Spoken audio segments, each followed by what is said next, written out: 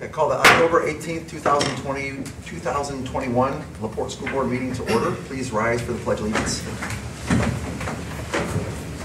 I pledge allegiance to the flag of the United States of America and to the republic for which it stands, one nation, under God, indivisible, with liberty and justice for all. Roll call, Secretary Arnold. Thank you, Mr. President. Mr. Gillen? Present. Mrs. Hannon? Present. Mrs. Riverty? Present. Mrs. Spence? Here. Vice President at large? Present. President Kosher? Here. Myself present. We have 7 present, no absent. Quorum. All right, thank you. Public comment. We do have, I think it was 8 public comment cards. So I'll just a reminder on the public comment that first off, we'll kind of call folks up by name, and then when you come up, please state your name, address, group affiliation, if so warranted, and the topic, and then you can address the board.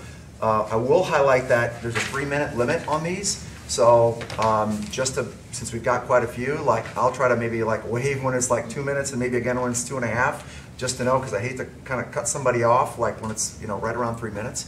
But so I'll kind of give you a heads up on that for anyone who was speaking. And then just the one last item on the public comment is that it's really important that it's not that there's no personal attacks or really kind of discussing any individuals in particular. So anyone who's commenting, please address the board, and then it's all good. So, all right, first, Caitlin. I think Overbay. I hope I'm pronouncing that right. Overby. All right, go ahead and come on up to the podium.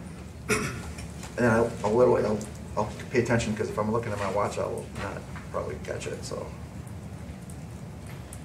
So my name is Caitlin Overby, and my residence is 207 4th Street, Laporte, Indiana.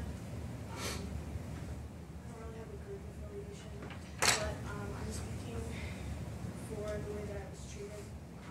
Because I could not wear a mask due to some medical problems, and I got, in my opinion, I think I got treated badly, and I don't think it's not my fault. So, my name is Caitlin Overby. I was an in-person learning student at the Laporte High School less than a month ago. I just want to let you all know that this is out of, everything that's being said is out of respect. I do respect everyone here. The reason that I'm speaking today is out of anger for my own education, and to express that changing the mask order would, maybe resolve it for next semester. But I'm a chronic migraine sufferer, and one of my triggers for my migraines is masks. I've tried everything from gaiters to face shields. Anything wrapped around my head gives me migraine problems. Before I transferred to online, I had missed a total of over 3 weeks of school due to the recent mask order that had been put in place. So I had 2 choices at this point. I could go to school in person and still wear a mask. And how can I expect to do that when my migraines are pretty debilitating? Or I could choose to go online, but I'm not getting the same in-class lectures or face-to-face interactions. I had to choose online. I didn't really have a choice if I wanted to be in pain all the time, So I find it pretty ridiculous that I had to choose between my education or my health. And this is America. You should not have to choose between that. I decline this entire school board here before me today for the reason that I now have to get a less fulfilling education online. You are the reason that I now sit at home almost as a punishment for not being able to wear a mask because of my medical problems. Along with my migraines, I get things called migraine auras. That's 2 minutes. They can be pretty specific, but there's symptoms associated with migraines, and my migraine aura is my entire right hand goes numb, and this can last anywhere from 24 to 48 hours. And now I am right hand dominant, and I write with that hand, and it makes it so that I cannot type when I get a migraine, because typing with one hand is pointless, and I can't write, and it's near impossible to get any of my work done. And I'm very sad and disappointed in our own school board. All this could have been avoided with simply not implementing a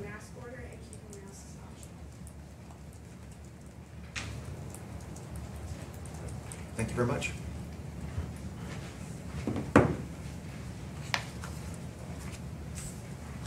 Next, Jody Hill. So, Ms. Hill, please come on up to the podium. Hi, my name is Jody Hill. I live at 207 4th Street. I'm the parent of Caitlin Overby. I also have a son who is in 8th grade at Hessline.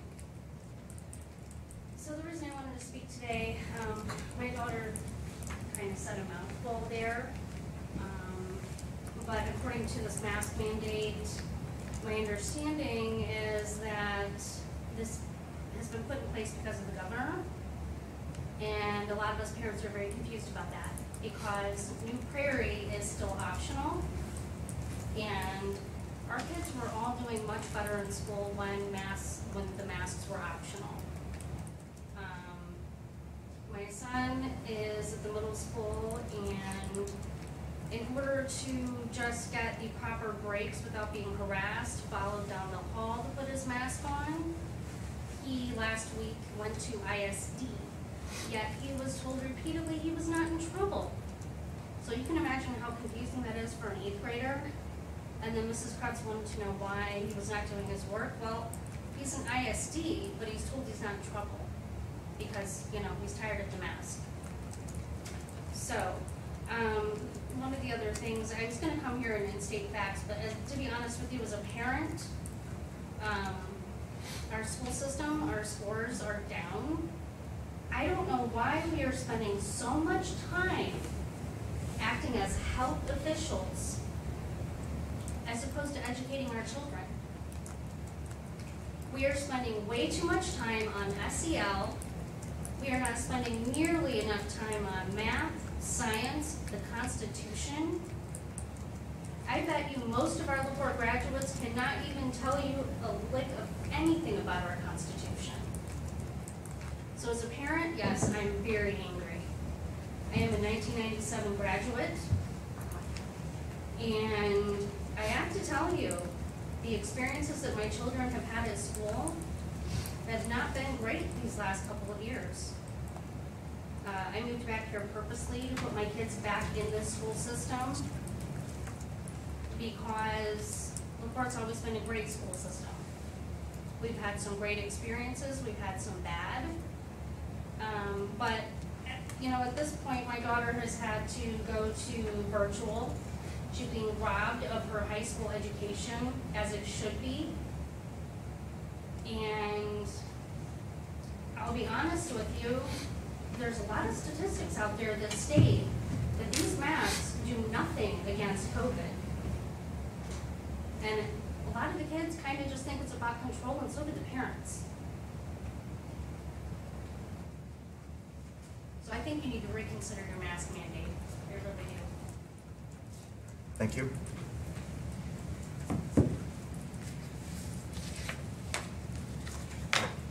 Spencer England. Mr. England, go ahead and come on up. Hello, members of the board. Spencer England, 516 East Street, Laporte, Indiana. I have 4 kids.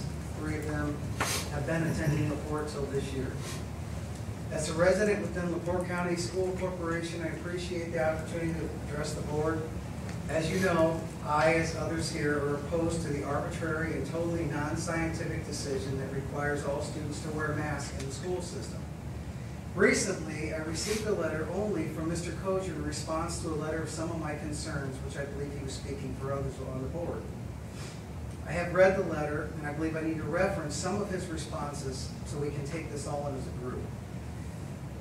As Mr. Kozier is with the school board, I'm certain that in part, a lot of his comments reflect some of the reasons you all made the decision Mr. England, to just take the action. sorry, I'll stop the timer. Just one quick point. Like, I mean, I think in my emails to you, just as an FYI, I don't necessarily speak for each school board member. So just to kind of that's fine. really, I assume because no one else. And I think usually I try to put that in there, but okay. I may not have. But just FYI, like, Right. I don't mean to try to throw you off into what you were going to say. No, no, so, you're fine. Yeah, just want to make sure like it doesn't necessarily reflect what the other board members may think. So.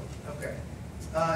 In your letter, Mark, in Mr. Kozier's letter, he stated, "What happens in a school building on school property has legal and compliance aspect, that are significantly different than most anywhere else. With all due respect, and I mean this to Mark, I know Mark personally, but it does sound something like an attorney might say. That is arguing for the board to make decisions based on reducing perceived liabilities. I think it's important that I continue because I think it points to a decision-making process that has little to do with protecting the kids, but rather a decision implemented to avoid financial liability.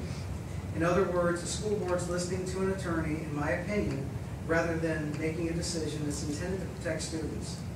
The letter goes on addressing how education is governed by rules and laws that are different from the public domain, yet it appears these rules and laws have a much broader interpretation throughout the state of Indiana. Since a few school corporations have mandated the use of masks and others haven't. Maybe the issue is that the school board has a much narrower view of the same rules and laws that the other schools obey. Could this be because you are turning to your attorney for protection rather than addressing the science and the needs of the students? The mask policy was implemented according to Mark, Mr. Kosier's letter, to one, eliminate quarantines, and obviously fall within the realm of the governor, but secondly, keep hundreds of kids in school. And I challenge each of you to tell me what data you have to show that you've accomplished this, and what was the baseline you were comparing it to. In your letter, Mr. Kosier, you tell me that your own families decided at times to wear face coverings and others not in public. I not only understand this, I applaud and respect the choices that tens of thousands of others, such as himself, is making to do the same. Yet acknowledging that you and others doing this, you must admit there is no basis of scientific data to prove the efficacy of wearing a mask, only in schools for 7 hours a day. Any reference to perceived improvements to quarantines cannot be proven. There's no way of knowing how, when, where, or who, or anyone contracts COVID. Any numbers you reference, good or bad, can never be proven as a result of the mask mandate. In closing, it is time for the school board members to act responsible on behalf of all the students and parents, not the interest of your perceived liability fears. What lessons are you teaching the same students when you make decisions that are best arbitrary, feel-good decisions that are not proved by any data and beyond any reasonable doubt due to the mask mandate? Other school corporations have made the exact opposite decision to remain mask-free because they realize there is no control point whereby you can say certainty masks have made a difference. When speaking to several members of the school board from New Prairie, their numbers have also dropped, with about 20% of the kids wearing masks. Mr. England, that's 3 minutes. What's that? That's 3 minutes. Okay. If you could summarize quickly. I appreciate it. Thank you. All right, thank you very much. Next we have, I think it's Holly Dudley. If I got that right. Yeah, please come on up. Good evening. My name is Holly Dudley, and my address is 1134 South, 300 East, Laporte. I'm not affiliated with any group. First off, I would like to thank you guys for your time tonight. I would like to voice my concerns over mask mandates. It is my understanding that masks were mandated for Laporte community schools. I am not sure why a school board has authority to mandate a mask. Last year, a St. Joe County health officer was sued by a member of the community for overstepping his authority. The lawsuit cited state law that the public health authority may only instruct public on the use of gloves, disinfectant, and other means of reducing exposure of the disease, not mandated. This case was settled in court and determined that any signage put up by the health department claiming residents were mandated to wear masks as part of the health officer's order were incorrect and that he didn't have the authority to issue it. Based on this case, what makes the school board qualified to mandate masks? We as parents and members of the community are tired of this tyranny and will not quit fighting for our freedoms. You may think it is just a mask, but it is so much more. The hypocrisy is everywhere. People can go almost anywhere without a mask, such as amusement parks, haunted houses, sporting events, weddings, restaurants, etc.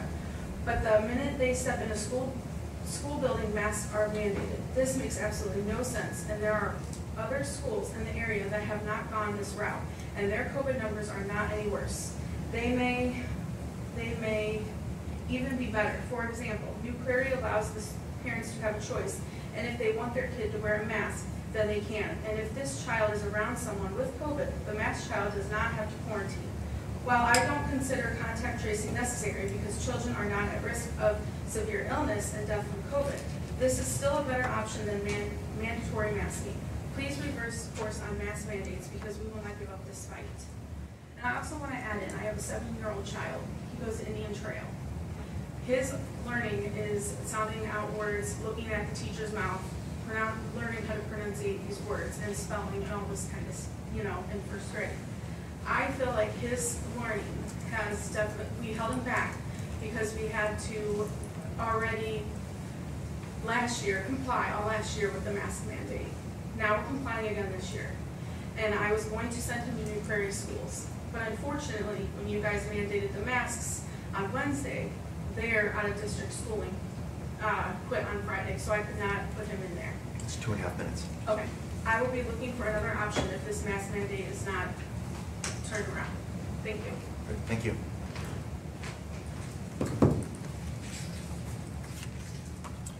Next, Melissa Strand, if you could come up to the podium. Thank you. Good evening, school board. My name is Melissa Strand. I live at 1003 Division Street here in Laporte. I came here this evening to share some critical information about mask wearing for long durations of time. As a parent, as well as a former school employee of 12 years, my first and foremost concern is the health of the children. I'm a researcher at heart. I've done countless hours of research since March of 2020. I find it very important that information is verified and never just believe something without verifying it. I mean, that's the teacher in me, but I verify everything. Throughout my extensive research, I found many studies that have proven the dangers of mask wearing. My most recent study found was performed on September 3rd, 2021 in Antwerp, Belgium, by scientists from the Department of Bioscience Engineering. This article can be found on the website frontiersin.org. Also, you can find it on PubMed, which is a government website, by searching for cotton and surgical face masks. That's what you would search for. This particular study analyzed disposable surgical masks and homemade cotton masks.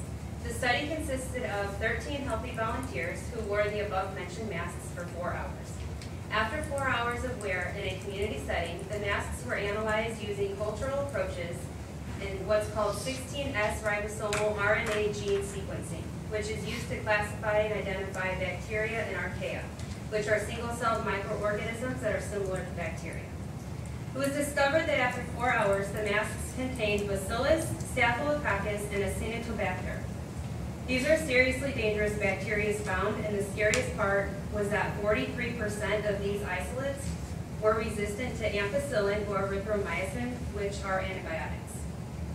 This study showed a considerable number of bacteria, including pathobionts and antibiotic-resistant bacteria that had accumulated on the surgical mask and even more accumulation on the cotton face masks after use. This is one of many studies I have found since community-wide mask wearing began. I discovered that wearing a mask for prolonged periods of time is very detrimental to one's health. That's 2 minutes. Based upon extensive research I've done. These studies must be sought out as they're not being shown on mainstream media.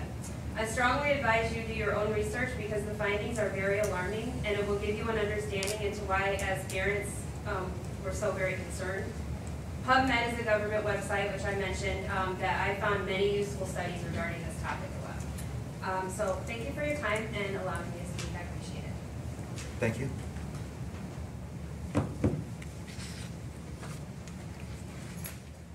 Next, we have Heather Oak. Please come on up to the podium. Hello. My name is Heather Oak. I live at 3306 North 15 East. I do represent Oak Concrete and Heather Oak for state representative. And I just thank you for your time tonight. So I'm here to advocate for students in our schools. I know many of you have children or grandchildren, and I am sure that many of you may support or maybe you are against masks. But you have that choice, and I believe in freedom of choice for our medical decisions. I believe in medical liberty. And I know we make these choices for ourselves daily. Recently I was at a charity event in Michigan City. There were many people there, including Superintendent Francisconi, and many other community leaders. It was a great event, and it seemed like people really enjoyed themselves. The one thing I noticed at this event was no one was wearing masks, and there was probably at least 100 people there. I was fine with that because I believe we should all have a choice to protect ourselves from any illness the way we see fit. Because of this, we should also allow this choice for parents and students. Many students hate wearing masks, and it's making them hate school.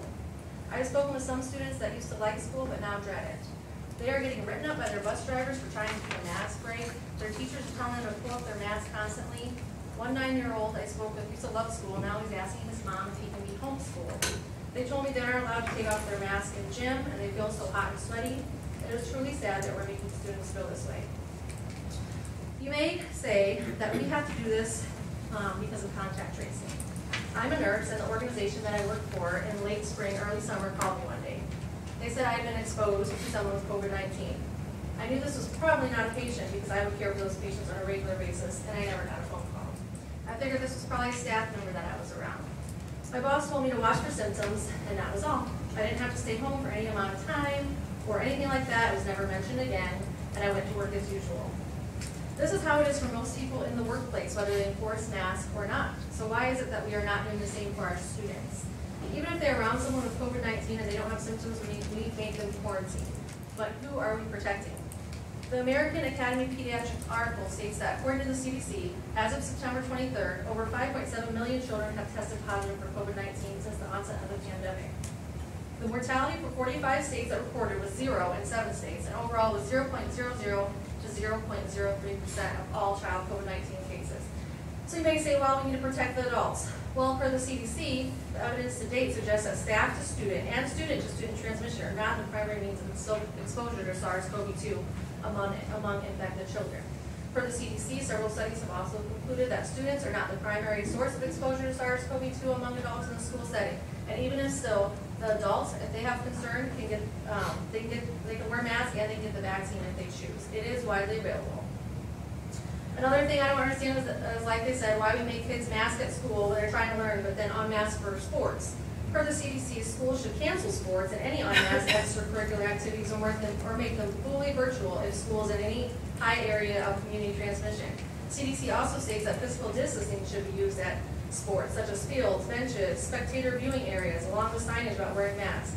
This is not So what that's 3 minutes, if you could Okay. kind of summarize quickly. So basically, we need to reverse course on the mask mandate, and I know there's a lot of liabilities being looked into, but there's also going to be liabilities the other way. Their legal recourse has already been started on this. I just want everyone to know.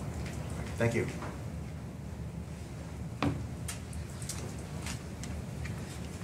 Next is Ms. Lynn Comstock.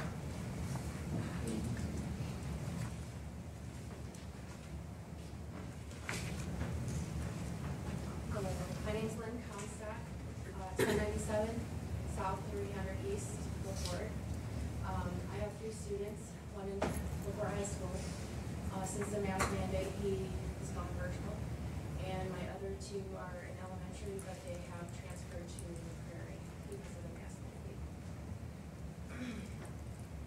Laporte, Indiana School Corporation began the mask mandate in September 2021.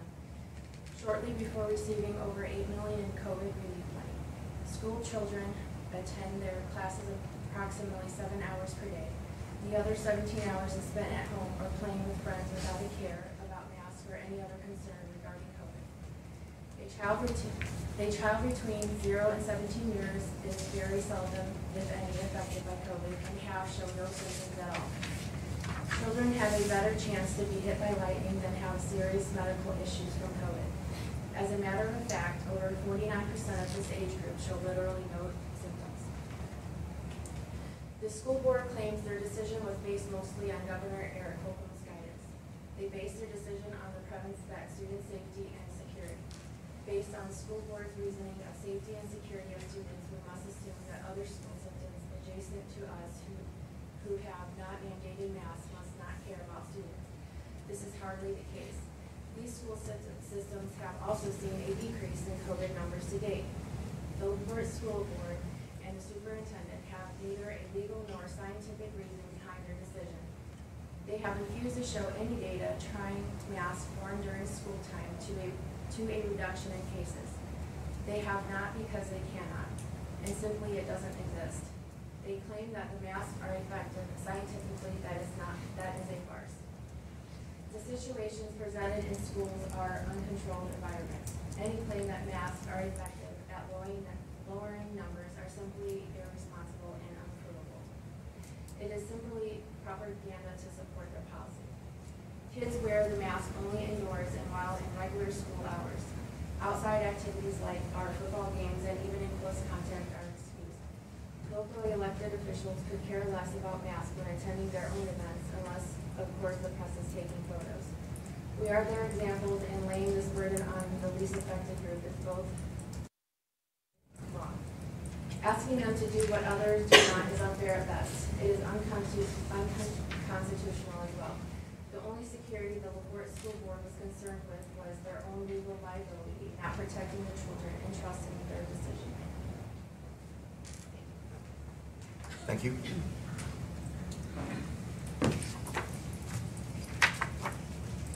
Next is Trevor Brockenshire. I hope I got that right. That is correct. How you doing? My name is Trevor Brockenshire. I live at 173 Moonwood Drive, Michigan City, Indiana. My son attends school here in Laporte. I can't help but notice that several of you board members, the majority of you, are not wearing a mask. But basically, in 1971, is when the Bill of Rights became law of the land. Do they still teach our children about the Bill of Rights and why it is important to us? If so, you are going against everything you're teaching our kids. By forcing them to wear this mask mandate infringes on our children's freedom to choose what happens to their body, a freedom that has no age requirement. You are born with these rights. Let those who choose not to wear these masks do so. After all, it is their right. We are not here to stop those who want to wear the mask. That is their right and choice. I can't help but to, I heard in the email that you had back and forth with Spencer a lot about a liability issue. What's stopping us from maybe putting out waivers to where us parents can sign off on that, releasing you guys from the liability? Also, my son and I, we had contracted COVID at the same time. This COVID tends to have a greater effect on us older people. I am 43, my son is 11. He turned around in a day and a half and was doing cartwheels, playing Xbox. Really didn't even need to be at home. I still kept him home for 2 weeks for basically nothing. Me, on the other hand, I was down for a little while. When I noticed at work and the other people around me in my life that I've seen get sick, whether they be old or young, the younger you are, the less effect it has on you. They turn around pretty quick. The older you are, of course, the more affection. So I just ask that. Thank you. Thank you.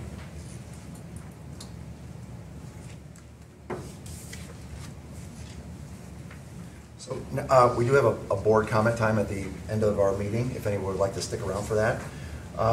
Next, we have our consent agenda, and I will, I should have written this down, but there's one.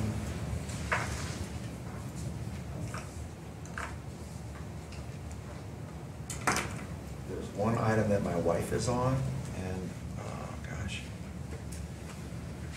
See here, so I would ask that, I'm going to ask to pull the one item out of the recommendation. Let's see. This is a big one. There's like 265, I think, slots.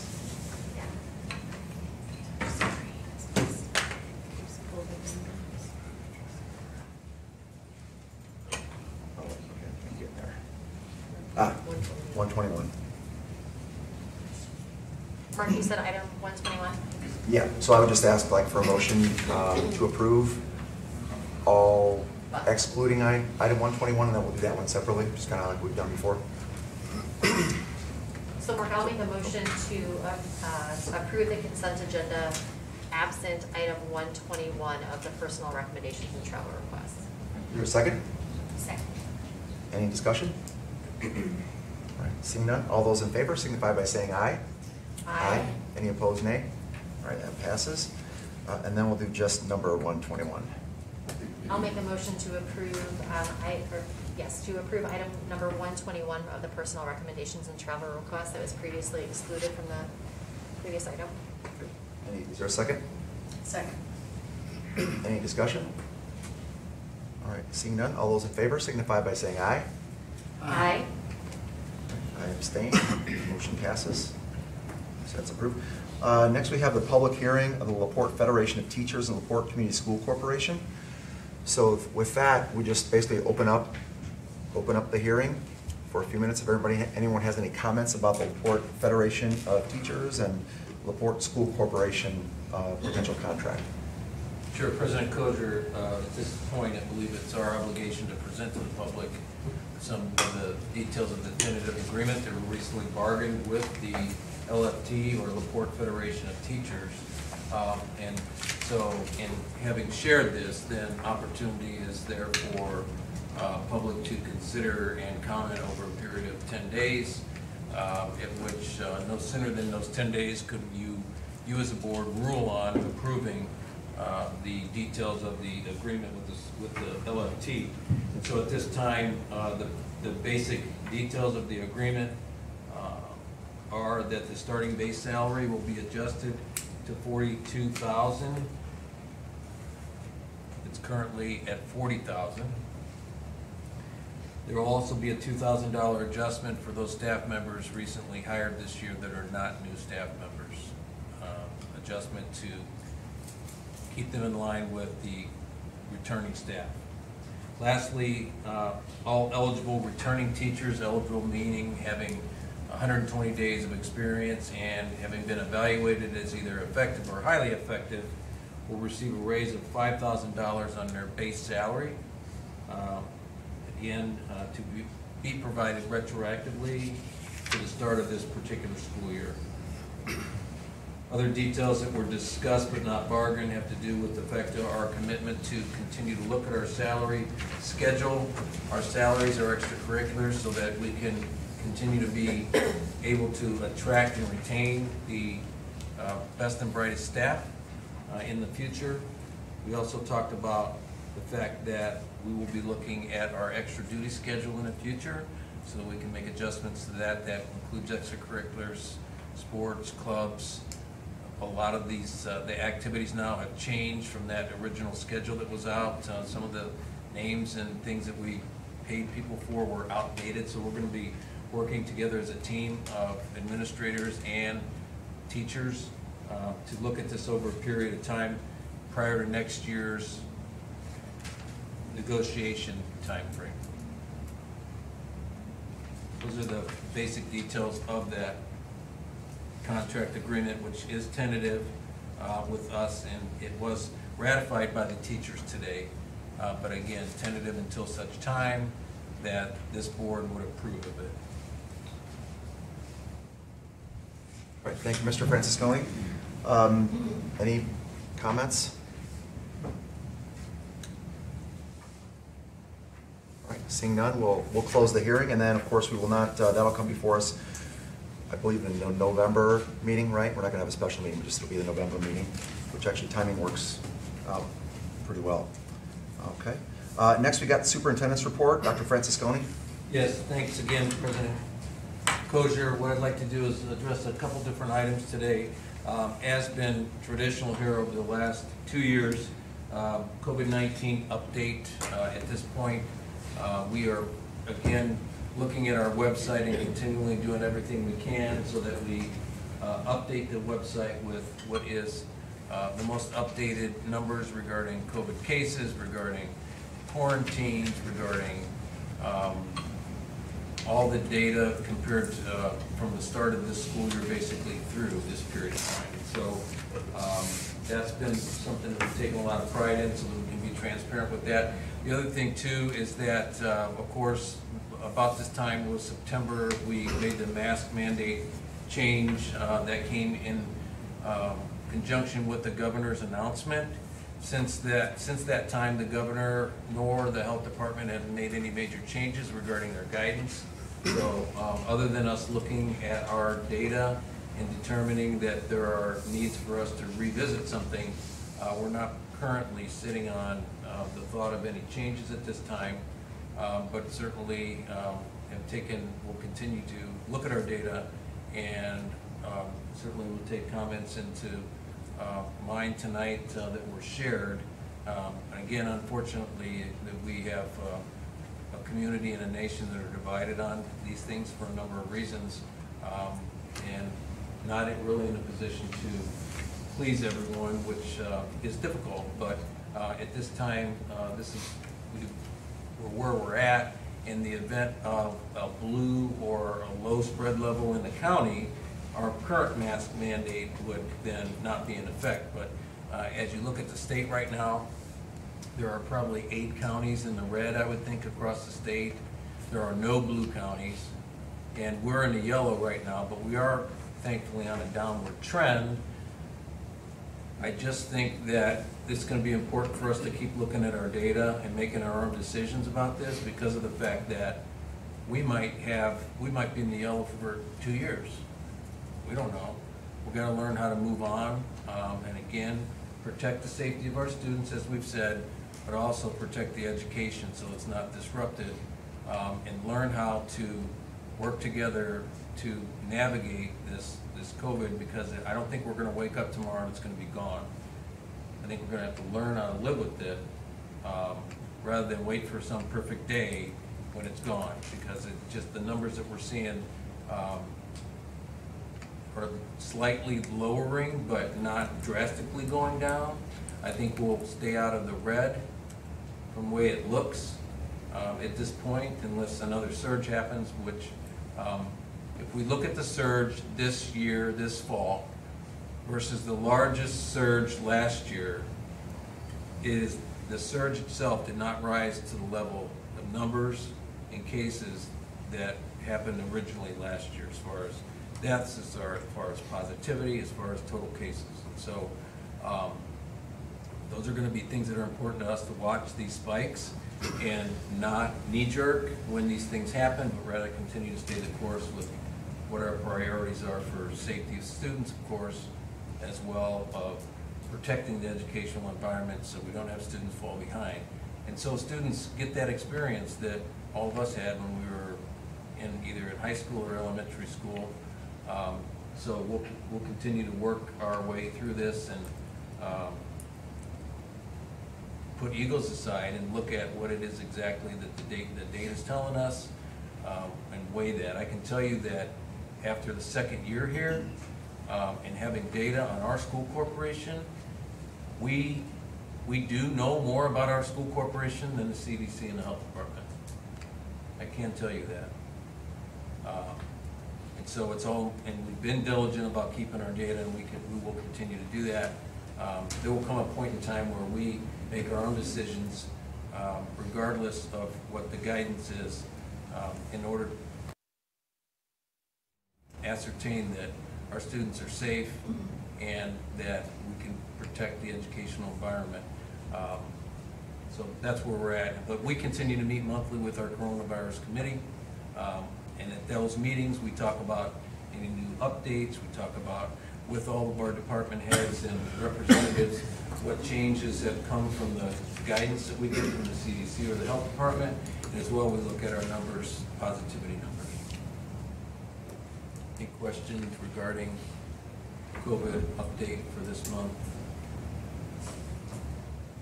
Secondly, I'd like to address the fact that we are sitting in the presence of a Pinnacle Award winner. I'd like to congratulate Mr. Greg Hunt, who just coming off this week of being up in Milwaukee, in being awarded the Pinnacle Award by ASBO, which is the Association of School Business Officials, at their national meeting. And we were able to be there to enjoy the celebration. And again, I think it's a proud moment for Greg, proud moment for Laporte to have been represented on a big stage like that. Just want to again congratulate Greg again for business official. There were 4 winners across the country, basically. Actually, it's international. The 4 winners did happen to be in the country.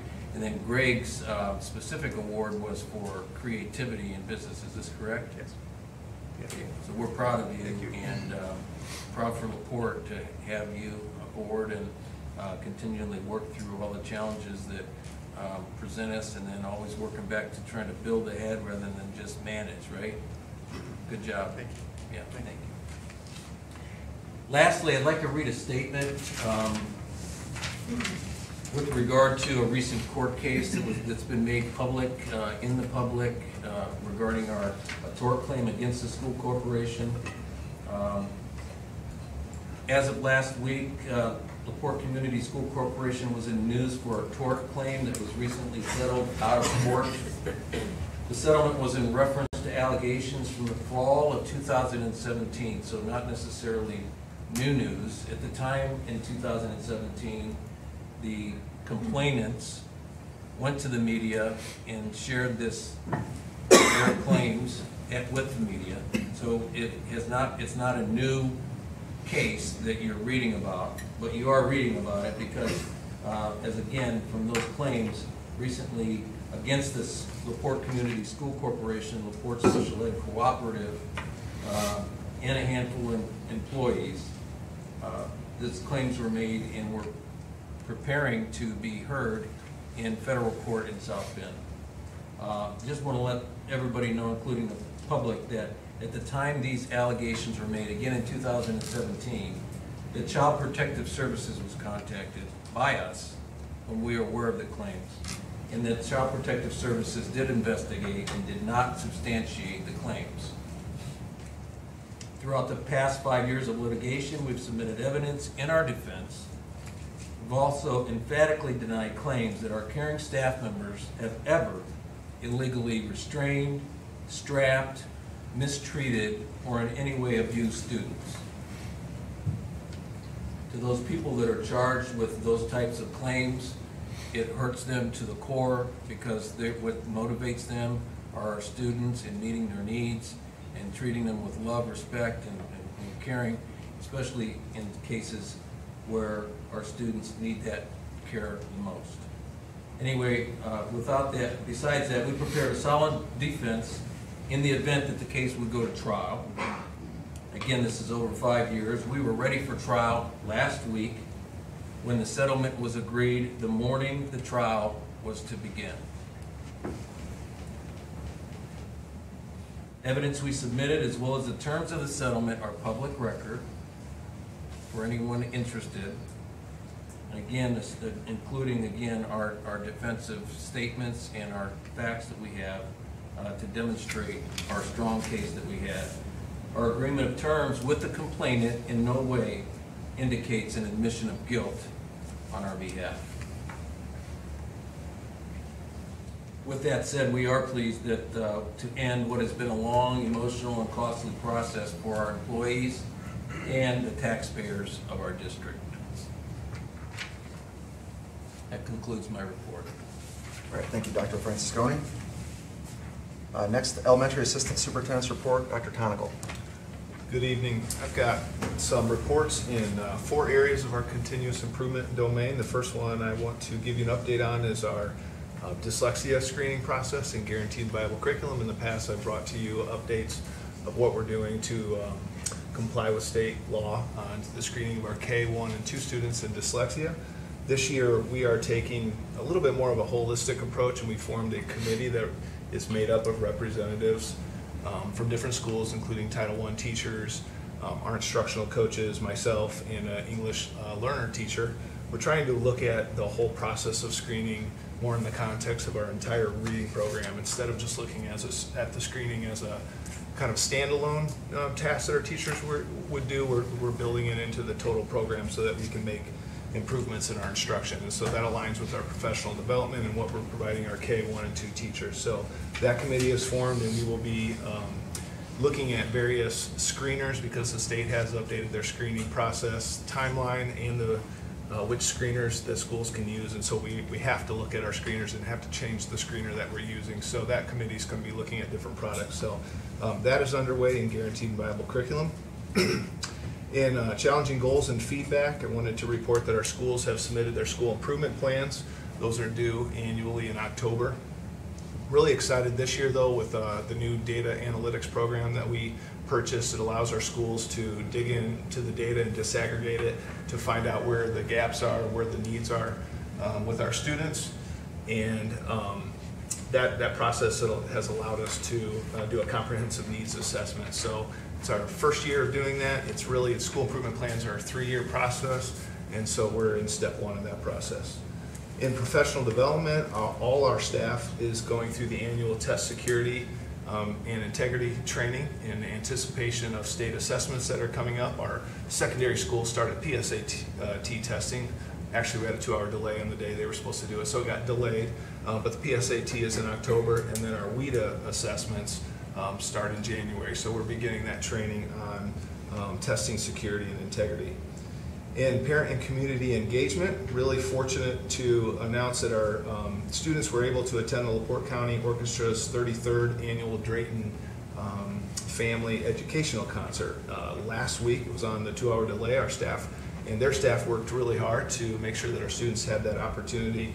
The kids loved it. They put out an outstanding program, and so we're thankful to that organization for making that possible. Also in athletics, I want to spotlight some of the performances that have recently come up this fall. It's always an exciting time when you get to sectionals in sports, and so our boys tennis defeated New Prairie 3-2 to be named sectional champs. Quentin Spears and Liam Wolf advanced to the regional in the doubles. They were also all DAC, earning the #1 double spot, going 7-0 in the conference. So congratulations to the boys tennis team. Volleyball also earned a sectional championship, their 3rd straight sectional championship, and they will be playing in the regional this week, and so we wish them luck. Boys cross country sectional champions as well at New Prairie. They actually had runners finish in #1, #2, and the #3 spot. So really exciting, and I'm sure you've heard of the name Cole Raymond before. He seems to be getting a lot of spotlight and has worked really hard to put himself as one of the best runners in the state. But he defended his back-to-back sectional championship and finished #1 at the regional this Saturday and will continue running. So really exciting for boys cross country. Girls cross country also did an excellent job. They finished 3rd of 12 teams at the New Prairie sectional, and they're advancing to the regional. Junior Brenna Sobecki earned the top spot for the slicer, so congratulations to her. She will move on to the regional on Saturday. And I want to make a note that Brenna and Cole were also dual conference champions. Not sure that has ever happened before, where we had a boy runner and a girl runner finish #1. So really exciting for our runners.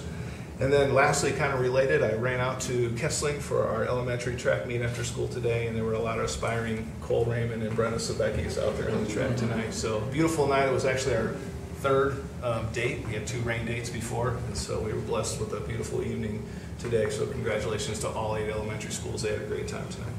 That concludes my report. All right, thank you, Dr. Tonico. Thanks. Next, Secondary Assistant Superintendent's report, Dr. Larson. Thank you, President Kosher. A lot happening in the secondary as well, and as Dr. Tonico mentioned, with testing, we had to reschedule our PSAT. And that will be on Tuesday, October 26th. And that is for 8th, 9th, 10th, and 11th grade students. And then our seniors will be doing a graduation capstone day, so that will be an e-learning day for seniors. Again, that's October 26th.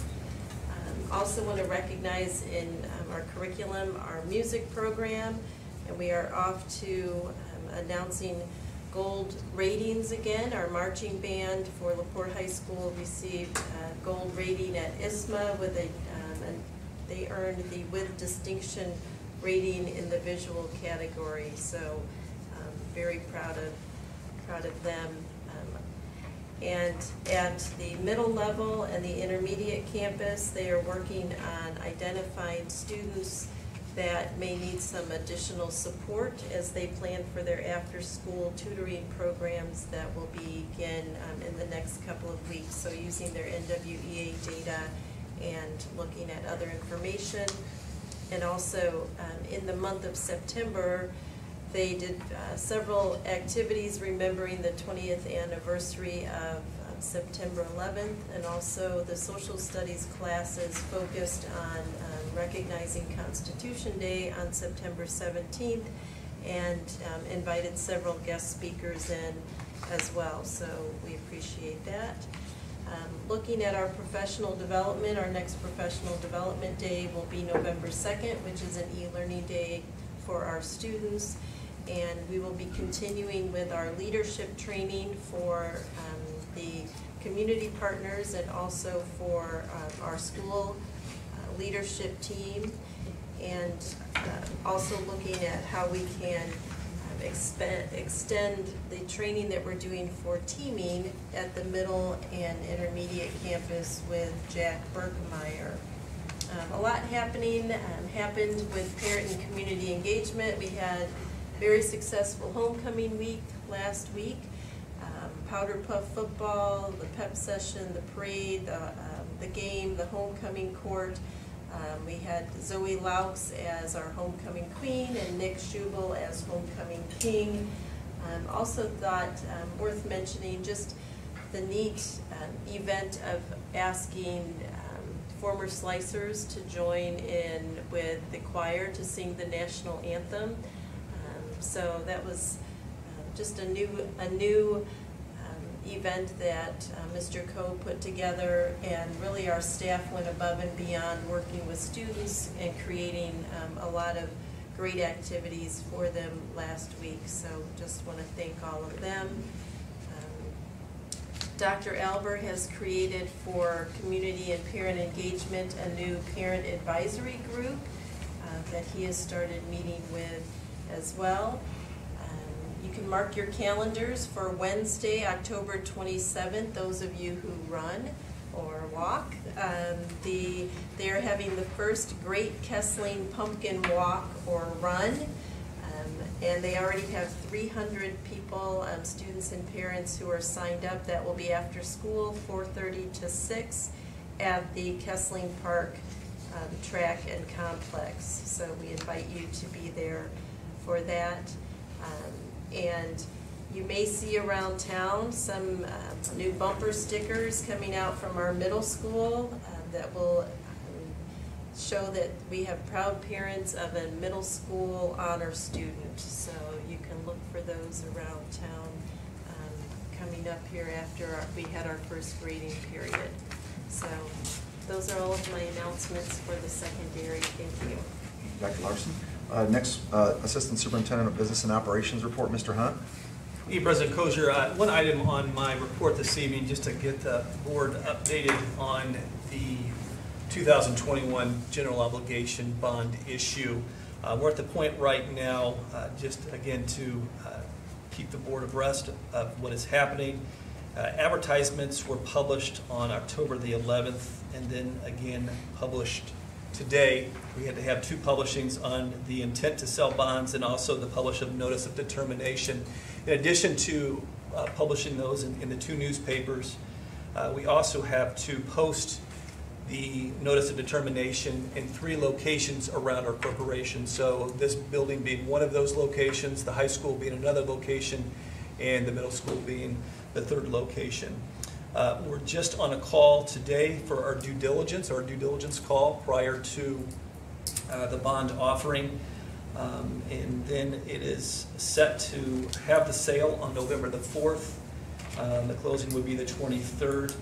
And then the bond sale information will be filed on Gateway. As long as it's filed previous to December the 1st, there's not some additional hoops that we have to jump through as a school corporation as far as issuing that bond, so we will meet that deadline. And just as a reminder, that $1.5 million of that general obligation bond will be used for the upgrades of our traffic flow and our parking lots throughout the corporation. And that concludes my report. All right, thank you. Next, old business consideration that a recommendation to adopt the Laporte School Corporation 2022 budget and all the related resolutions. Also, Mr. Hunt. Thank you again, President Kosher. Not to be cheesy, but I have to say it each and every year. You've seen or read the book, you've seen the movie, so you have the budget book. You have seen the movie as far as the budget presentation was concerned, as our budget hearing. Now it's time to adopt the budget. And so at this time, I ask that the board approve the 2022 budget of $67,064,043 and the associated resolutions that go along with that budget, which includes budget forms 1, 2, 3, 4, and 4B, a resolution to transfer funds from the education fund to the operations fund, a resolution to adopt the 2022 five-year bus replacement plan, a resolution to adopt the 2022 capital projects plan, and the resolution to increase instructional expenditures, and finally the resolution to reduce the 2021 appropriations and the 2022 budgets or operating balances. Once the board does approve this, I have 5 days in which to post all of this information or all those resolutions onto Gateway, again to make sure that we meet state statutes. And so I ask that the board approve the budget as presented this evening. All right, you heard the recommendation. Is there a motion to approve the budget? So moved. For a second? Second. Any discussion? Just, I would just kind of add, continued thanks and appreciation for the kind of work you do on this. So obviously kind of get recognized that as a Pinnacle Award winner was partly due to some really creative work to be able to do the new complex, but I mean we continue to have a really strong financial picture with the corporation from really conservative budgeting and planning. So really appreciate the work you're doing on it. Appreciate it. Thank you. And really everybody in the department. Any other comments or questions? Seeing none, all those in favor signify by saying aye. Aye. Any opposed, nay? All right, that passes. Thank you. Thank you. Next, new business. First is the consideration for the recommendation to approve the acceptance of grants, donations, gifts, and bequests. Dr. Francisconi? Yes, thank you. Again, in front of you for consideration, it's a donation of $100. That's from the American Legion Post 400 Ladies Auxiliary in Fish Lake, and that is for the benefit of our Laporte Community School Corporation Transportation Garage. They've also committed not only this year but every year to donate $100 for the benefit of the services we provide through that facility. Again, would appreciate your consideration of approval of this gift. Is there a motion to approve? So moved. Second? Second. All right, any discussion? All right, seeing none, all those in favor signify by saying aye. Aye. Any opposed, nay? All right, that passes, thank you. Next, consideration for the recommendation to approve the contract for services between the Boys and Girls Club of LaPorte County and Laporte School Corporation. Dr. Francisconi. Thank you. Over the course of the last 6 or 7 months, we've been working closely with the Boys and Girls Club. Through briefings, you've been aware of the fact that we've identified a need for an after-school program at Kingsford Heights. We believe it's going to benefit the community, our students there, and the academic performance of our students through having an after-school activity that has basically 3 different components, including an academic component and an activity component. This is the first of such programs that we've considered to do in conjunction with the Boys and Girls Club of LaPorte County. And with that, in front of you is a contract that we have for your consideration for approval. And I would add that this contract has been developed in conjunction with our school attorney so that we're comfortable with the details that are in it. Thank you. Is there a motion to approve the Boys and Girls Club contract? So moved. Second, all right. Any discussion? Have we ever, I mean, I wondered a few years ago, why we don't have some more collaborations with the Boys and Girls Clubs.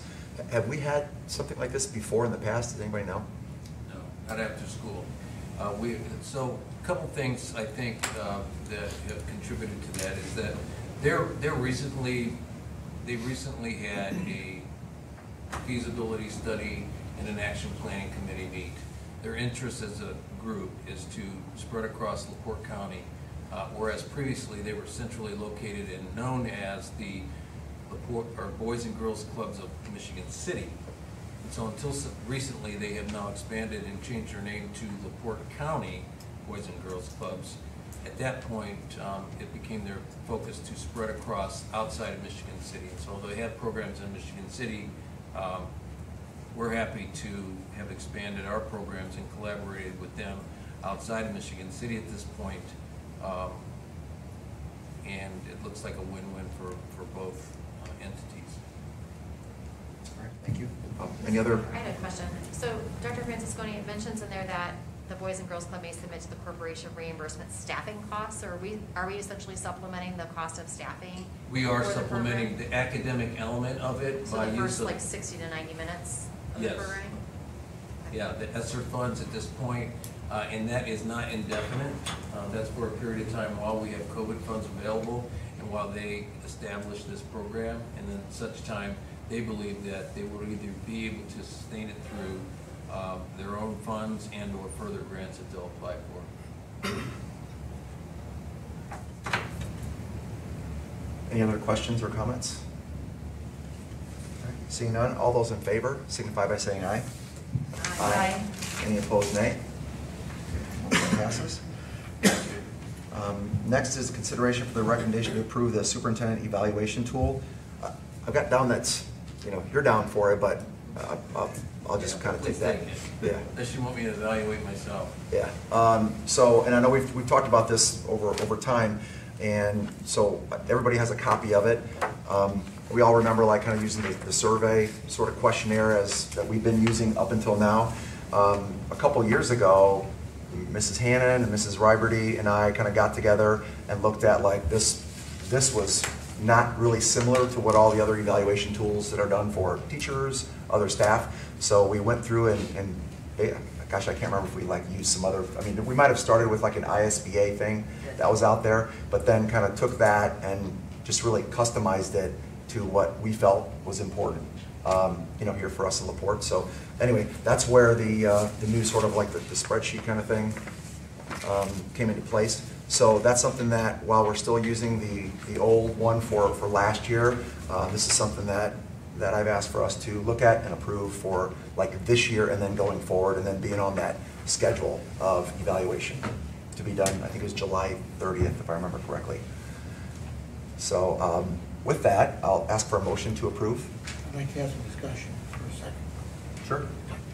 I don't want to rain on a parade, but I had this discussion with the superintendent tonight, and I talked to you a little bit about it, Mark. I just find this thing so cumbersome and so many questions asked that I have no idea what they're covering, and I had this discussion with you as well. I went over it again today in depth, looked at it. I used it when you and I discussed it forward in, but I'm just overwhelmed by it. There are questions, I felt a lot of questions on there, I had no idea how I'd answer them. I cite example after example, and I know there's a lot of work and effort went into this, but I've been around evaluations for a number of years in different aspects, and this one kind of overwhelmed me, and I'm not really satisfied with it. So I just want to be upfront with you and let you know that there's a lot of things that I went over this thing and time again, and there information that it asked me to judge the superintendent on that I have no idea. And I would have to go out and talk to some of his subordinates and find out, it could get feedback from them. And then depending upon that subordinate, whether he's happy with his position, what's going on, or unhappy, is how he's going to give me the feedback. So I just want to let you know up front that I'm not sold on this form. That's about as plain as I can put it. Yeah, no, I appreciate it. I think when you said, I thought you meant with your note, I thought it was about the current one, that you wanted to discuss that current one more, so. But no, to the point of that one, so really it's kind of more follows along kind of the rubric way of doing it versus sort of just like checking obviously kind of put the number in, right? That you rate it like 1 to 5. But I think with this, and probably something we maybe should have been doing with the current one all along, is to have the superintendent kind of put together, hey, here's sort of like, I guess like any employee, I suppose, like, when I get evaluated, I put together kind of, here's what I see, how I've done, to my goals and objectives, and then have that kind of, the superintendent produce that, provide it to us to give us some, because really you're right. And even in the questionnaire we use now, there's questions that it's very difficult for us to assess, right? So. The one piece I would add to this, Mr. Arnold and Mr. Crozier, when we put this together, we took the actual job description of the superintendent and used that, and that's what we're evaluating him on here.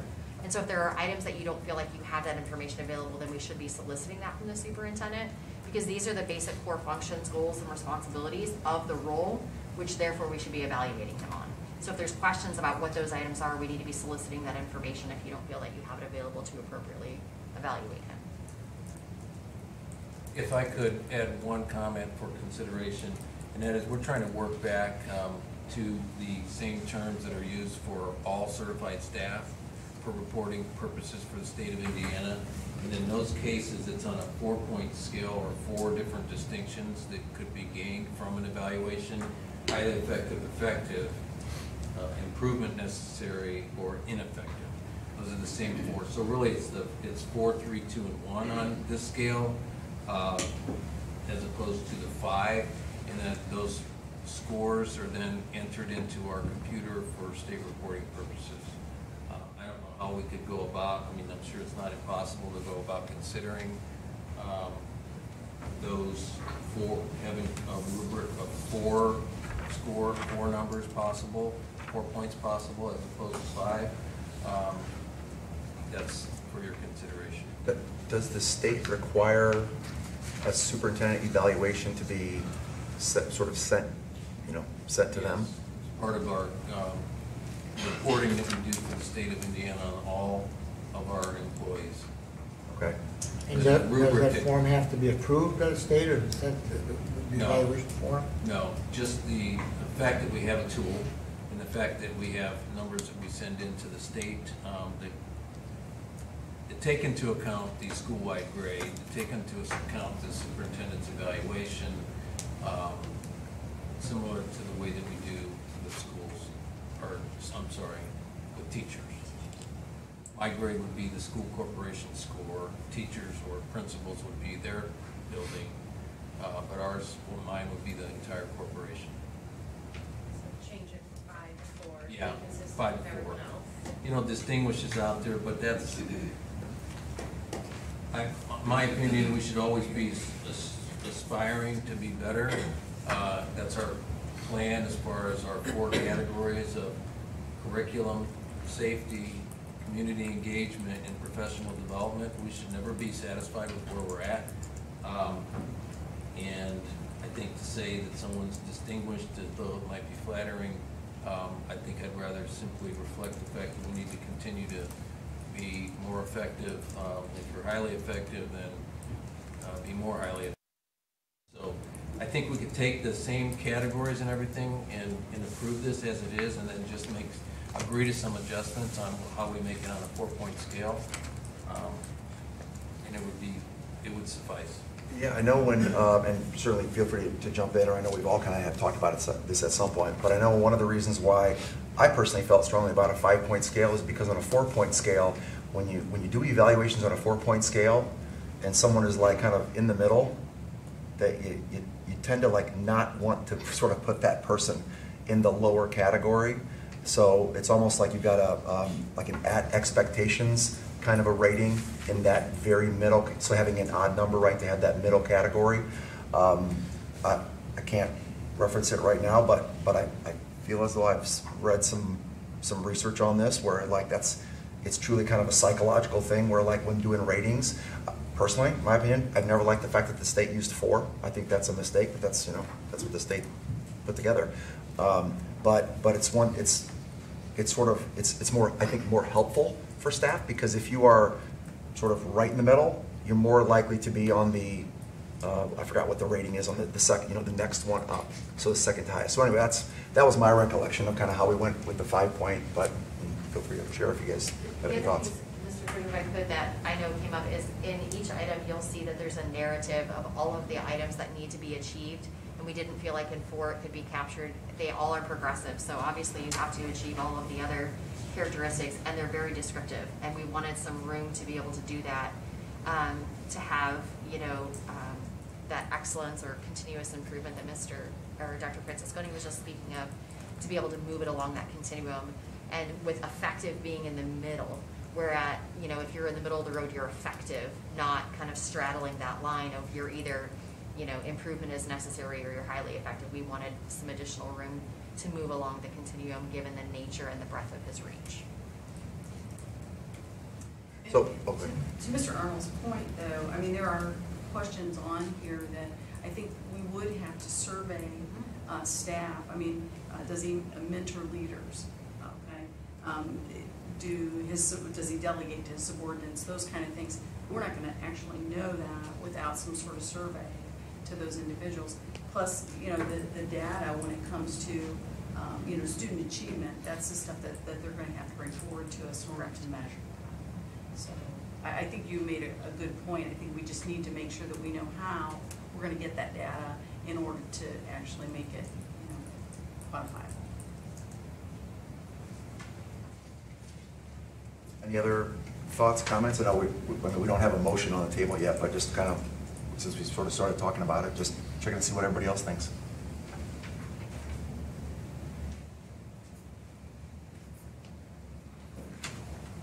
So we could move forward, vote on it, either approve or not approve it, or, you know, and then kind of go back to the drawing board to evaluate, like whether we want to make a change or, and really I think what precipitated it was that questionnaire survey which that is actually a 5-point scale, it's 1 through 5, wasn't very clear sometimes exactly what it's asking for, but I think the same thing could be said about that survey in that there's questions where we're sort of making a bit of a guess, right? Or trying to, I mean, what we're doing, right, is we're evaluating our experience, and obviously I think Dr. Franciscone has been outstanding in his communication. So to us, so there's like, when we read our weekly reports, it's kind of like, well, what do we see throughout the year? It's still kind of tough to think back if something happened 9 months ago, right? So I think that's where, honestly, kind of regardless of which one, I think it's really important for us to make sure that, you know, Dr. Franciscone or another superintendent down the road, right, actually can put together, hey, here's where I feel I land on these things. At least, I mean, so that's how we do it at work. You kind of do your own self-evaluation, and then your boss decides whether he agrees with it or she agrees with it or, you know, thinks it's, you know, off. But kind of that's where you kind of come to the two different sort of conclusions. But so I don't know. I mean, I personally like it. I think I like the fact that it does kind of line up, well, here's what a 4 looks like versus a 3 versus a 2, whereas in what we've got currently, that's not in there. But again, I felt pretty good about it, but that doesn't mean we can't like take a look at it again and evaluate it again. Any thoughts on that? Mr. Arnold, what do you think? Still don't really like it, do you? What do you think?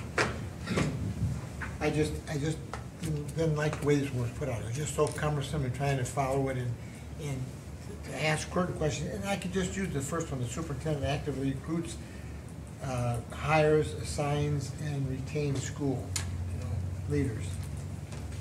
How do I know if it actively recruits? I don't know if you're actively recruiting out there. If you're out there headhunting, going to other school systems, trying to encourage people to come here. I don't know. I don't know what you're doing. And I didn't feel that I was qualified to make that determination, whether you're actively recruiting. Well, and if you're assigning them. If I could, it's certainly a responsibility that when called for, when we have openings, you would want to see that in the superintendent, right? So I think what we're getting hung up on is how you would implement this. And I think I propose that you would prove it as it stands and have further discussion about how we implement this. What's it mean? How are we going to know what these things are? Some of the questions that Jim has. What I would caution everybody on is to have me or any other staff members, we try to protect our staff from this, produce a book that's this thick, that shows what they're doing, just to show what they're doing. I think that we would need to identify exactly where in our current processes, what we currently do, back to Shannon's point, that would produce data with regard to those things. And again, I think the only caution is, and unfortunately at this point, over the last few years, our lack of data because of the not having test scores, we do have scores, so some of the things we have to be sure as far as where that data would come from, but I think that would be the smartest way to go about it. You know, look at our 4 main focuses where we continuously improve and commit to that. Every one of those is going to be reflected in here somewhere. You know, how I'm visible in the community, involved in the community, how our students are doing in the classroom, how our schools are doing, how we manage personnel. I mean, we can identify what those products are that we currently have. If we don't have them, then there is a problem. And that would have to be something that you could possibly use in the goals, because I know we also talk about goals, right, that would be alongside of this. So I think it's a process. I think this is I would just propose it to be a first step, with further dialogue about how we're going to consistently implement it. I too feel between the evaluation that we just used and I've been using the last couple of years, really it's very simplistic. And this is very in-depth. And I think if we can find a common ground, I think a lot of questions relate very well to each other. This just expands on, goes deeper into the question. And so maybe if we can come to a common ground of where those questions will be, I think we're looking basically a lot of the same content. But it's just, you know, when we did this, we wanted to explain things and give a definite, you know, But here's what this looks like. borderline between Yeah. those different areas of effectiveness. So. And additionally, to Mrs. Revery's point, ensure there's consistency in scoring and that we all believe that a number 3 means this and we can demonstrate it and stand by it versus, well, I took that as if they achieved this level, that meant this particular score, whereas somebody else, it was more arbitrary. Versus this is very concrete where there's demonstrated competencies or demonstrated achievement that we could all look back to say this is how I landed this score versus a very subjective rating where it's like, well, I think that's a 3 versus, you know, I think that's a 5. So it provided some of that framework. It is cumbersome. There is a lot of pieces to it, but again, it does mirror the type of evaluation tools that are used for our educators as well.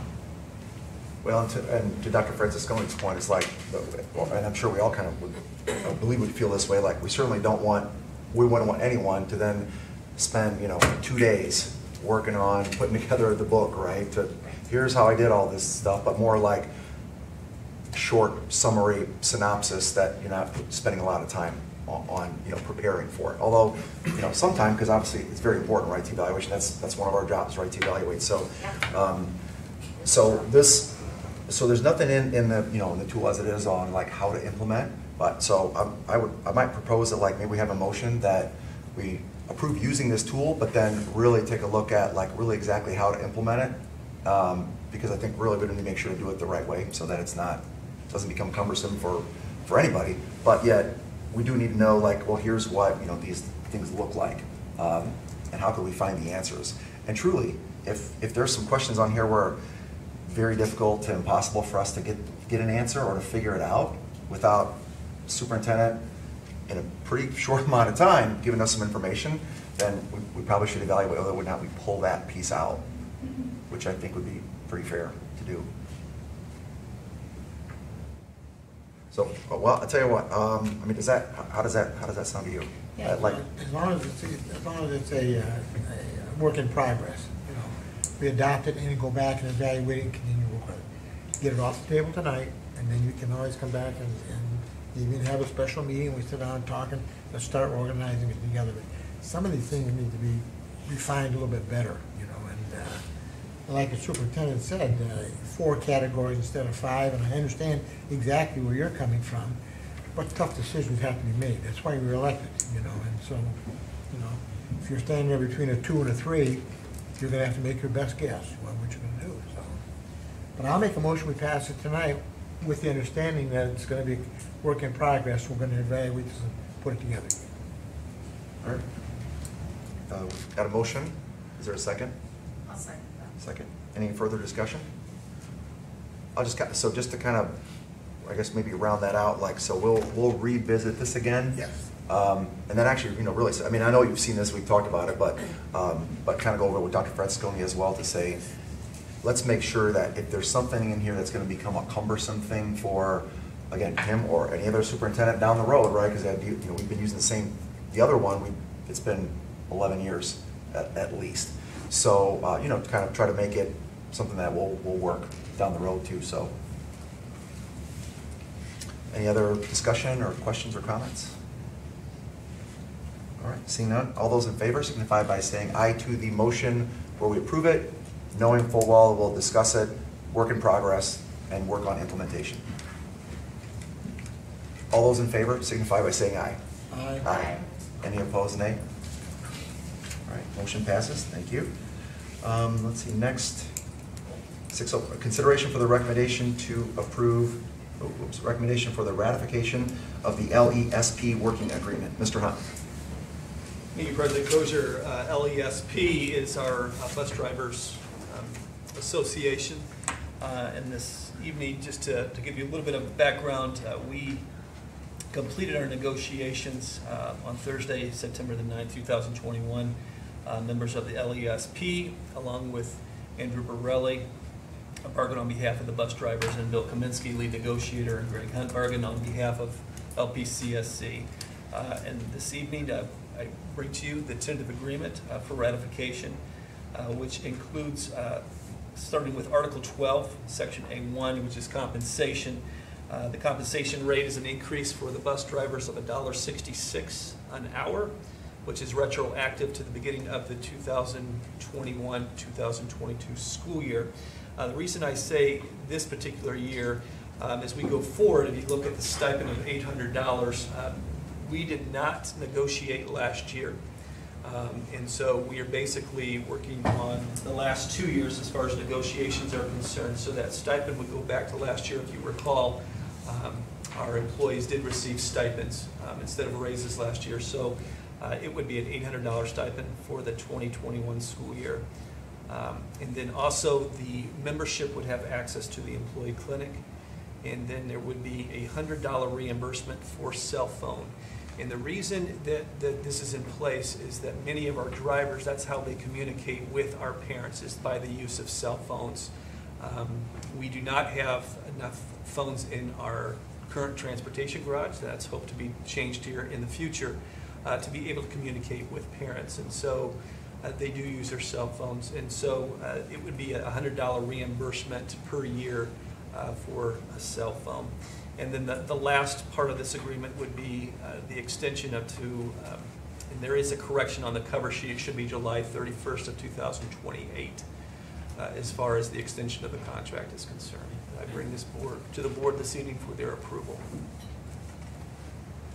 For the recommendation, is there a motion to approve? So moved. Second? Second. Any discussion? I'll just share with the board. I emailed, well, actually I emailed Dr. Francesconi, kind of forwarded to Mr. Hunt about this because I, kind of want to know why a couple of items on it, but in particular like the time frame that, years ago we didn't go out quite this far, right, with some of these. But obviously in the kind of competitive environment, trying to like maintain folks to drive the school buses, and we know how critically important they are. That's part of it. At least that's kind of me paraphrasing. But otherwise, really the cell amount that kind of explain that. So makes a lot of good sense. I know you mentioned with the transportation center that be a little different animal down the road. Down the road, there yes. will be an Yes. opportunity to have several potentially phones drivers could get for there, them pick to up be able folks, to right, use, yeah. and in private quarters as well. So yes, that's the intent. So I'm going to just share that with the board because I emailed to kind of get some answers on it because it kind of concerned me with the time frame. So, but just like with. Okay. Sure, I think some things to consider, again, trying to be able to recruit and retain as best we can. Everybody's pressed with the same issue. I don't care what business or industry you're in. But the way in which that contract was extended out for the number of years that it has not been done recently. We've been pretty much on the schedule of 1 year, 1 year, 1 year. There was a period, and it's been quite a few years actually, where there was concern by the bus drivers that we were going to contract for outside services, and therefore they wanted to have this contract extend out to protect them from that. We've continued to hold the line. We don't believe, we have no interest in contracting services, although it is getting harder and harder to find bus drivers. I highly doubt that some other services could provide any more employees than what we're able to get at this point. But regardless, as down the road, you know, this has just been continually extended every year, and down the road, we're looking at, again, continuing to demonstrate commitment to our drivers, that we don't need a 10-year contract in order to basically assure them that they are, we want our local people to be driving our students. We appreciate what they do, and they work very hard, and we're going to get past this idea that, you know, we're out there looking to do something other than contract our own bus drivers. I think the investment we're making in the transportation garage is clearly a commitment there. So we're not really scared about those years that are out there, but we're also not looking to add any more years to that. In the event that anything were to happen down the road, that we had to disband this agreement with them, there are processes in which we would be aware of in order to get out of that contract if we had to. It's basically a notification of a couple years advance notice, so that if we were to choose to go that way, but again, it does not appear to be, it's not in our sights at this point. Thank you. Any other comments or questions? All right, seeing none, all those in favor signify by saying aye. Aye. Any opposed, nay? That passes. Next is consideration for the recommendation to approve the Laporte School Corporation Teacher Performance Evaluation Plan. Dr. Tonical. So in September, I believe it was, I brought before you our teacher evaluation tool with updates as I knew them at the time. We still need to make some additional tweaks. So you've already approved it. We're just adding more information that we know now. Essentially what we are recommending at this point is that we finalize summative evaluation ratings from the 2021 school year using 100% teacher evaluation using the rubric. We would also recommend that this year, 21-22, final summative ratings also be 100% teacher evaluation using the rubric. And basically that's because we are not getting state data back due to the cancellation of state assessments in 2020. So we really don't have too many choices. I have consulted with the IDOE. I would call this temporary. We need to do a lot of work on our teacher evaluation plan, so we're just trying to find a way to move forward this year. And we'll see what happens legislatively in the future. In kind of what we were talking about with the superintendent's tool, there are statutory and regulatory requirements for the teacher evaluation plan. And so we have to submit a cover sheet that says how we're meeting that. And so I will submit that to the IDOE, and if there are any corrections or edits, I'm sure they will get back to us and ask us to update that. But previously in September, I asked that we also reduce our number of informal evaluations for Track 2 established teachers, and that would mean no changes for Track 1 or Track 3, so that was the other change in there. And I'd be glad to answer any questions. It is kind of a confusing topic. Well, I'll tell you what, you've heard the recommendation. I'll ask for a motion to approve. So moved. Is there a second? Second. Any discussion or questions for Dr. Tonical?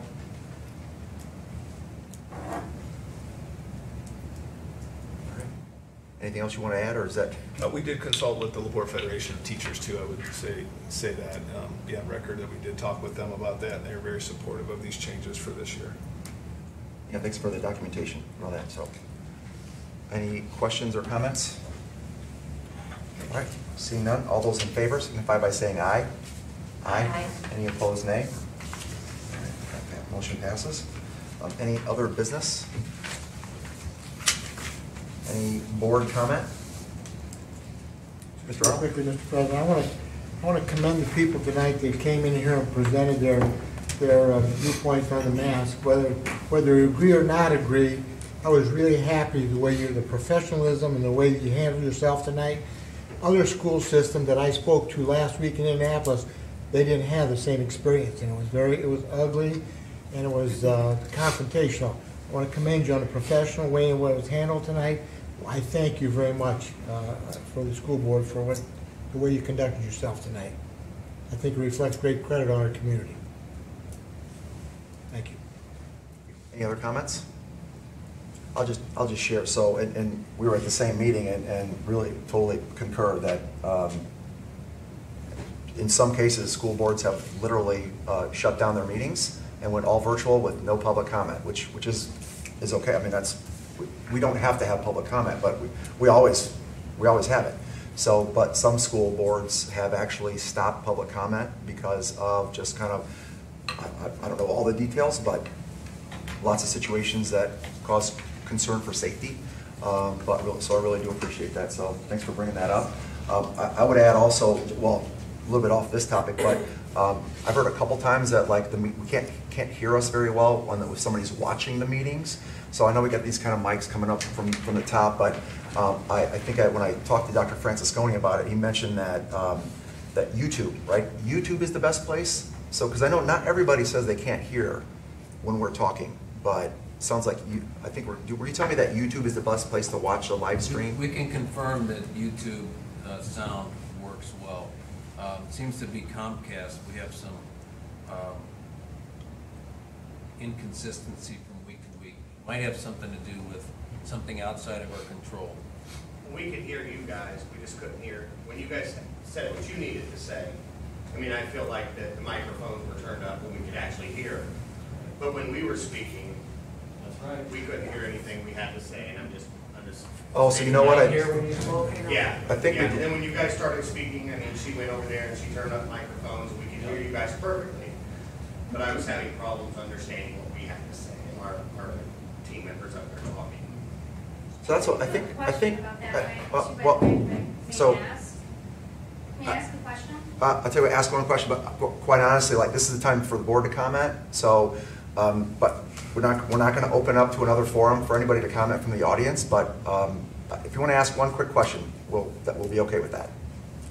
Okay. Well, in some of the past board meetings, I noticed there was a different podium with the microphone for public comment. Why was that not provided tonight? Honestly, I don't remember what we had before, but I know at the old meeting we did have a different podium with a in the previous room we had a different microphone for sure podium with the mic there. So, but I think really, I mean, I think it'd be great to have a microphone. No, what I will comment, and then we're done. But if there are other issues we can address in writing, we will, and we can speak afterwards. First of all, we've been working through microphone issues in this complex since we've been here.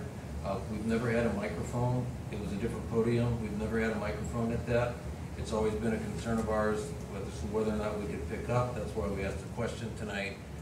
We have some work to do, so I'm disappointed that we couldn't hear the comments tonight. They will be recorded by us, though. I can say that and be a part of the minutes. But we will work on that, and that there were not, in this boardroom, we have not had a microphone, because I've talked to the technicians about getting one. In fact, it's in our plans, because we don't have one, we've never had one. So there were no changes made tonight for this particular meeting, other than the fact that it's a different podium, but the other podium did not have a microphone. All right, thank you. So, and my last comment is just, I know kind of my name has been brought up, and I'll tell you that like any president of the school board is the spokesperson for the board, although I do try to take great care to, when I respond to someone and I give like kind of what is really more my opinion or my thoughts, which all 7 of us are allowed to have our thoughts and opinions, and they can vary or be all the same. I try to like make it clear, like, hey, I'm not speaking on behalf of the board, although sometimes I do. So it is a little bit. So anyway, I'll try to make sure to like be clear in how I state that. And just by the way, like when I talk about terminology, like I'm not an attorney and I'm not a healthcare provider, but I mean I know how to search PubMed and I know how to read clinical articles. So and I do read a lot and I do try to stay informed. So that's where like I kind of look at the information that we have out there and. You know, read the governor's executive orders, and you know, again, this is me sharing my opinion. Like, I feel like we as a school corporation, last year, we did a tremendous job, really against quite a bit of scrutiny and complaining about being in person, period.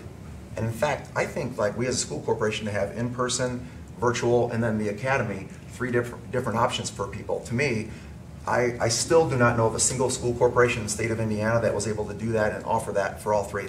There may be some out there, but I feel like we, and well, we didn't really do that. It was the administrators and teachers and staff. So, but I'm very proud of the fact that we had a very proactive approach to, COVID overall last year, and this year we started off differently, and, I mean, quite honestly, like, whether you are pro face coverings or against face coverings, there will be people coming to our board meetings and emailing us because we're getting it. So, and then unfortunately, one of the folks that was up there, said, who gives us the power to decide what, I mean, unfortunately, as a school board, like, it really lands on us. So we do have to make a decision to either comply or not comply with an executive order that gives an option. Like, we have to make that decision. So it's not really fair to give it to the administrators to do that. So it's really the board. We're elected, so we're the ones that when someone wants to complain about the direction we've taken, hey, we got a public forum, right? Emails, and I'll always talk to you and respond. And again, kind of to Mr. Arnold's point, I don't mean to go on and on, but I really appreciate the fact that, like, we can have a discussion and someone can very strongly disagree with maybe my opinion or someone else's or a board action, and that's going to happen, and that's okay. That's kind of, I mean, honestly, I feel like we're pretty open. We want to hear what people think, and then we take a look at that and decide kind of, as Dr. Francisconi talked about earlier, decide kind of what direction to take, like, as we continue to move through this. So anyway, that was kind of, I didn't mean to quite talk that long, but just wanted to share that. So with that, I'll have one more, ask any other board comment? Yeah, I'll just say I appreciate everyone coming. I mean, I personally, I don't enjoy having my son wear a mask at school. It's just with the governor's guidance, like, we want kids in school, and that's just a choice that's been made at the time. But I guess it does make me feel a little scared when you say, I know that what we decided was till we turn blue. But like you say, if we're in yellow for 2 years, like, I mean, that's scary to think, oh, we're going to require masks for 2 years. So like you say, continuing to monitor the data and to continue to monitor what's going on is key. Because like I said, I don't wear a mask. And like I say, it's crazy. You go to football games, people are out. It's just like, but then at school we have to have masks. It doesn't make sense, but this is what the governor has said, and I don't think it makes sense, but.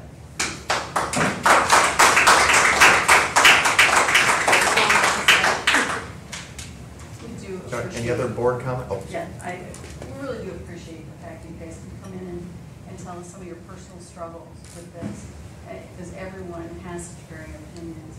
But the young lady that spoke, for her to tell us her own personal struggles about that, it is extremely important for all of us to hear that. So we do appreciate it. Any other board comment? Excuse me. Right. Oh, sir, I'm sorry, but we're not going to just open up. We're not going to open up to just comments. We do have board comment period. We got it set up, and it's pretty well defined. And I'm really sorry, but I have to just, if you'd like to make a comment, certainly invite you to come back to the next meeting. I know it's a little hassle if you're already here, but really, we do need to have you come back to the next meeting if you'd like to make a comment and step up. Hopefully, maybe we'll have a microphone by then, so it can be broadcast a little bit better. But appreciate your understanding with that. All right, our next board meeting, speaking of, is November 8th at 6 p.m. So I would entertain a motion to adjourn. So moved. So moved. Is there a second? Second. All those in favor signify by saying aye. Aye. Any opposed, nay? All right, we are adjourned.